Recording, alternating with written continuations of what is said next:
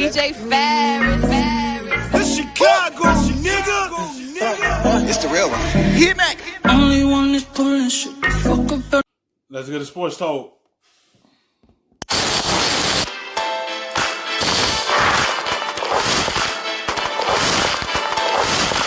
The Sixers are an excellent sleeper pick in this very unusual season.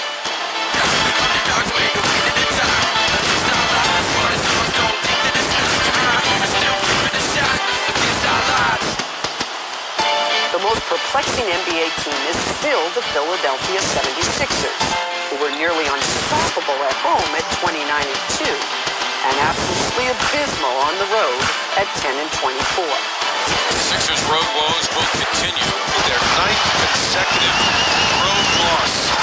The disparity between their home and away winning percentage is the largest in 52 years. So we wonder, does a neutral site help or hurt these Sixers? We know a healthy Ben Simmons and a rested Joel Embiid is good news. But Philly needs Al Horford to buy Josh Richardson to emerge as a reliable third scorer for a team whose pedestrian offensive rating led them 18th in the league. Yes, defense wins championships. Only if the Sixers can find a way to score when it matters. How the Sixers there could prove to be a referendum on the future of Coach Brett Brown and the viability of an Embiid-Simmons combo as the faces of the franchise moving forward. Yeah, they need Richardson to step up because Richardson is an excellent defensive player. They need someone to step up, be that third scorer behind Embiid and Simmons.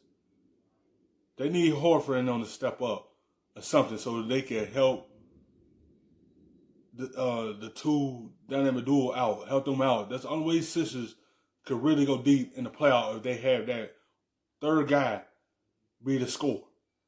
Because they got the defense, but their offense had to be on cue with their defense.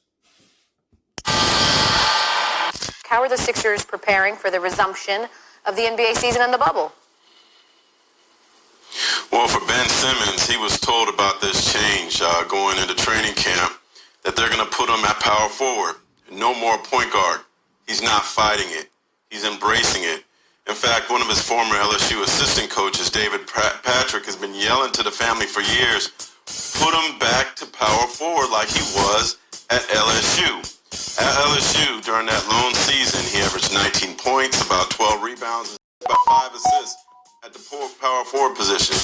I talked to old LSU head coach Johnny Jones, now at Texas Southern, and his quote was, he was the most effective with the ball in his hands after rebounds or long outlet passes because it allowed him the opportunity to create for his teammates an open floor, and it was difficult one-on-one for our opponents to contain him and keep him from getting in the rim. He was effective at the forward posting because of his strength.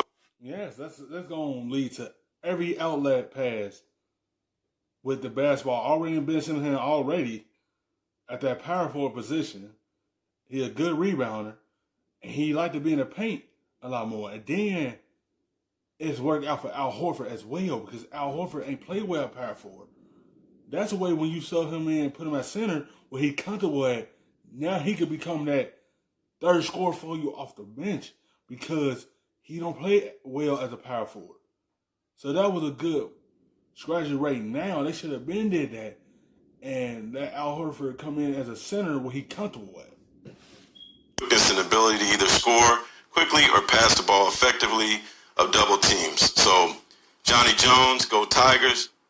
He thinks that Ben Simmons at the 4 spot could be very, very dangerous for the rest of the league. And Ben Simmons seems to think that the cure for his shooting ills is Orlando. He's already called it. He's going to be shooting threes. We shall see. Speaking of Ben Simmons, Mark, what are you hearing about what he's going to do to further the social justice platform as play resumes? Well, I think Ben should get more credit for his social justice platform than he gets. Last year, he was believed he was racially profiled going to a casino in his hometown of Melbourne in Australia, and he was very, very critical about it to the Undefeated in a video we had last year. He's a co-producer of a documentary about the racism that Australian rules football star Adam Goods faced. And keep an eye he got something in the mix that's going to go on in Australia and from a social justice platform soon that I think is going to be pretty outstanding. We've certainly seen a global reckoning, not just here in the States, when it comes to social injustice. Mark Spears joining us from the Orlando bubble, talking a little Sixers. Thanks, Mark. Thanks for watching ESPN on YouTube.